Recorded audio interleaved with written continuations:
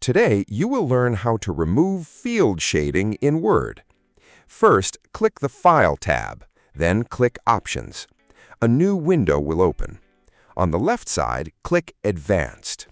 Now scroll down until you find the Show Document Content section.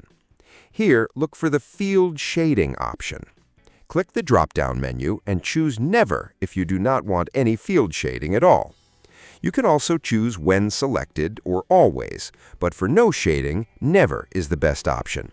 After that, click OK, and the gray field shading will be removed.